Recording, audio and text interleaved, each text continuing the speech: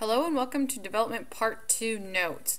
These notes we're going to focus on infancy and childhood and researcher named Jean Piaget, and you'll need to know all of his stages and steps. So these notes are probably broken into two.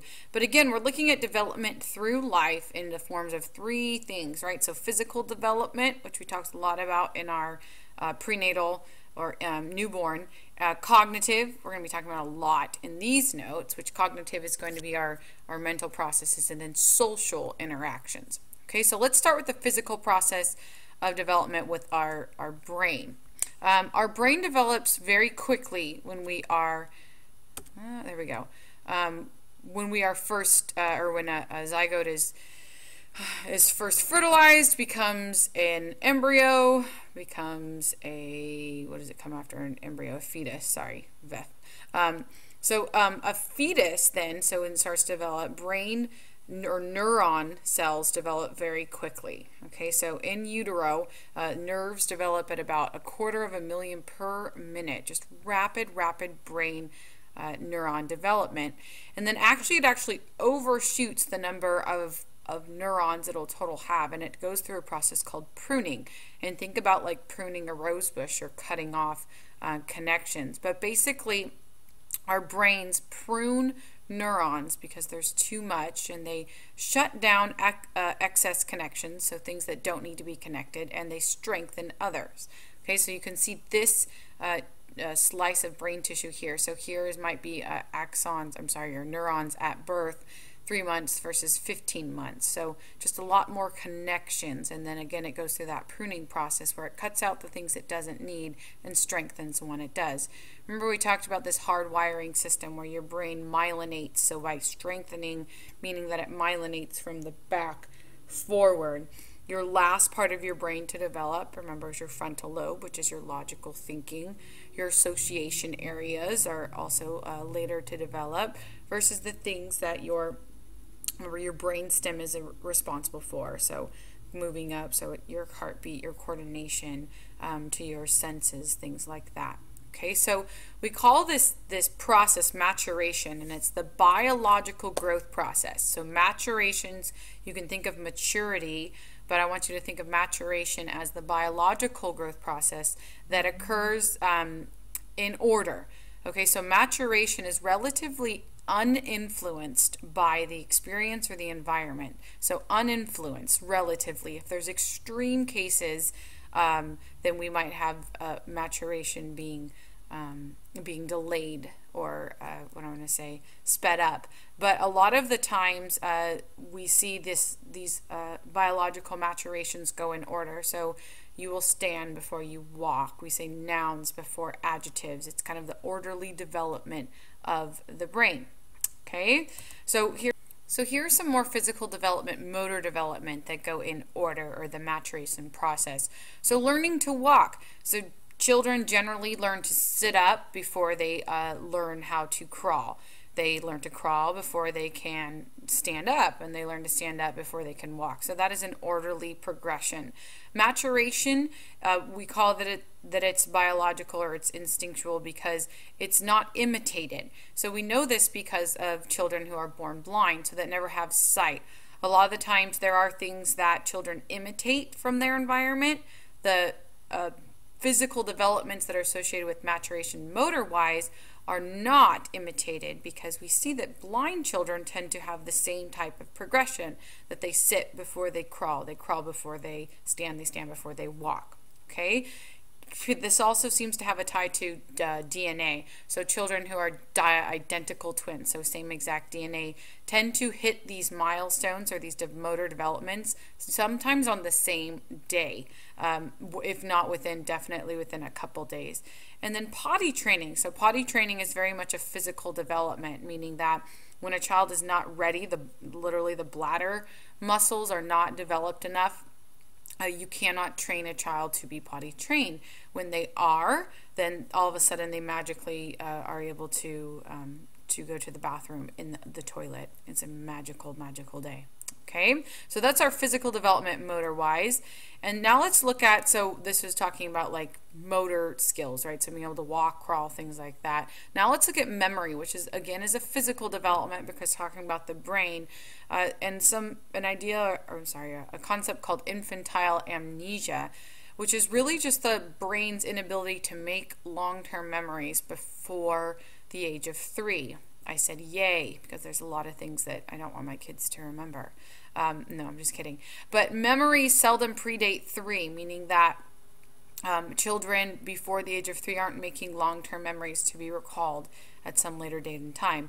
Now, sometimes what they've been able to show is that our physiological memory is better than our declarative, meaning that they did this study with children and their classmates. So at the age of 10, they asked them to look at a picture and point out the people that they used to go to school with based on their memory.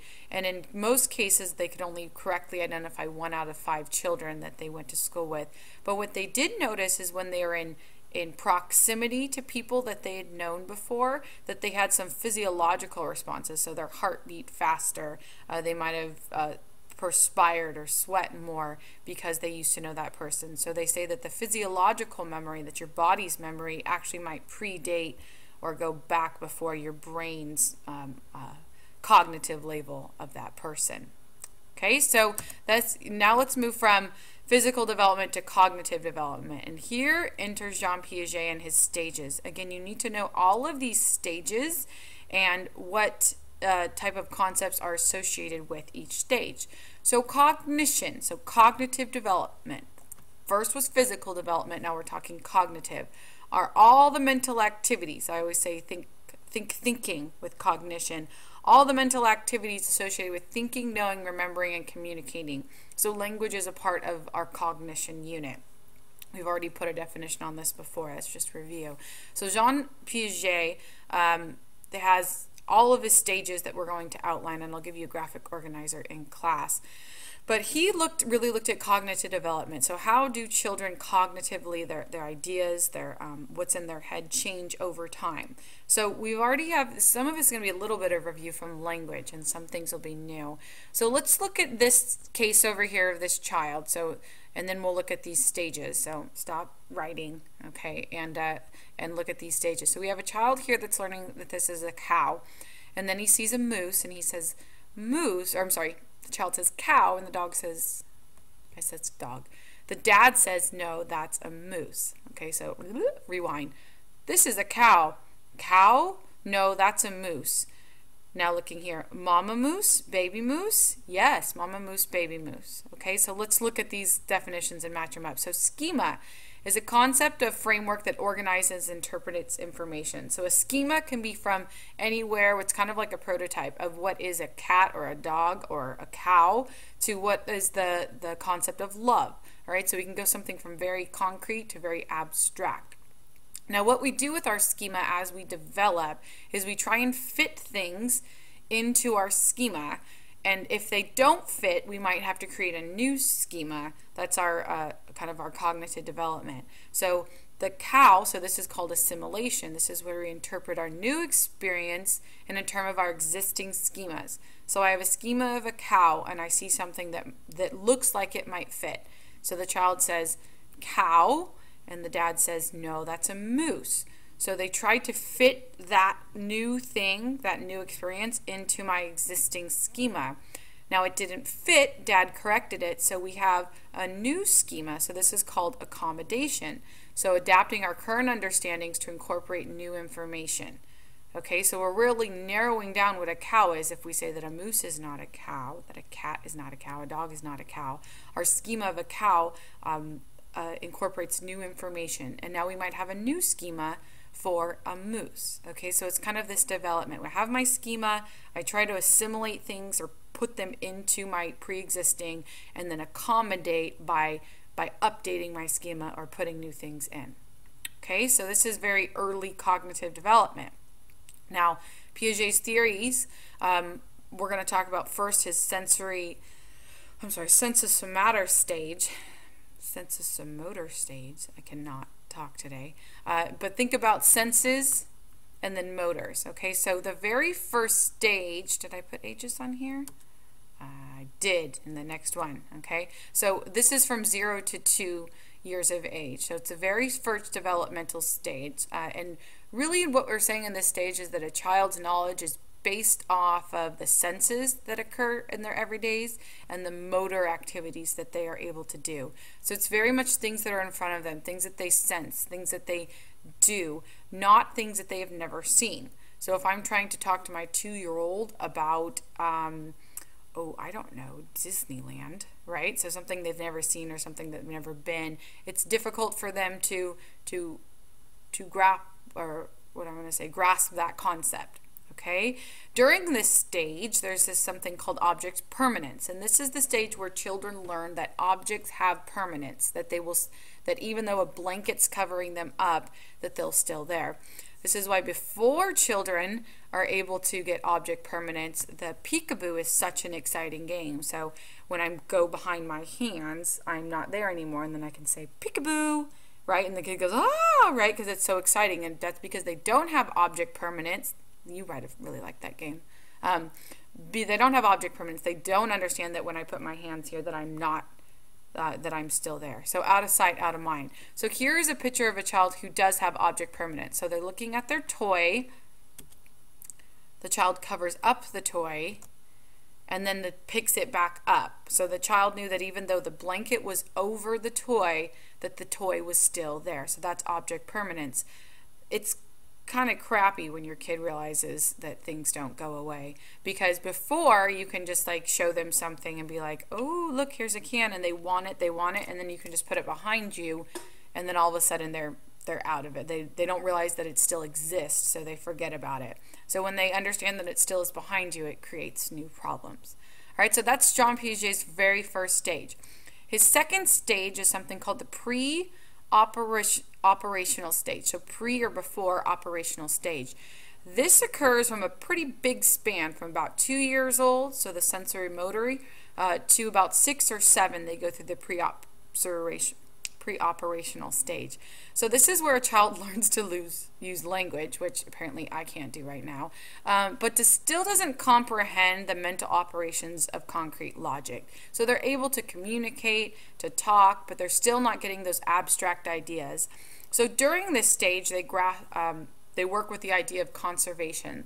So conservation would mean that mass, volume, numbers have to be conserved, or they remain the same despite a change in state. So if I have a block of Play-Doh and I flatten it out, if I understand conservation, that means that I know that the flattened block of Play-Doh is the same size as the square was. It's just different.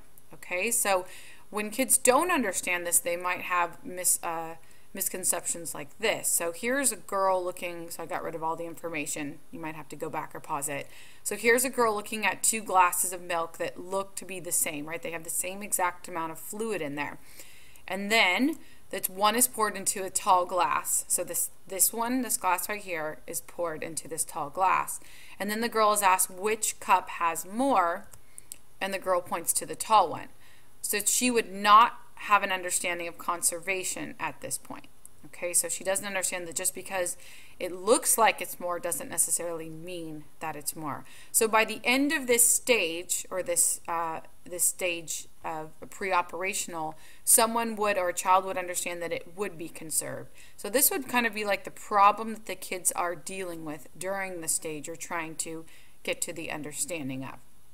Okay, we'll talk about one more and then we'll cut it off for today. So egocentrism is also something that occurs in this pre-operational stage. And this is really when a child believes that, it's kind of said that like the world revolves around them, but that's kind of a dramatic statement. But it's really that it's difficult for a child to take in another point of view. And this is true even of people who aren't children. So teens and adults sometimes have this problem. So egocentrism, the idea that it's hard to understand other points of view, or that there might be multiple ways of looking at a situation. So this is really at the stage where we start learning about sharing, that other people have feelings too, that words are hurtful. Okay, so this would be egocentrism. So during this pre-operational stage, children might struggle with the conservation. They might struggle with the egocentrism. But by the end of the stage, by 7, they would have an understanding of these two things. Would be able to empathize with other people. Okay, in our next notes, we'll talk about cognitive development past egocentrism and past the age of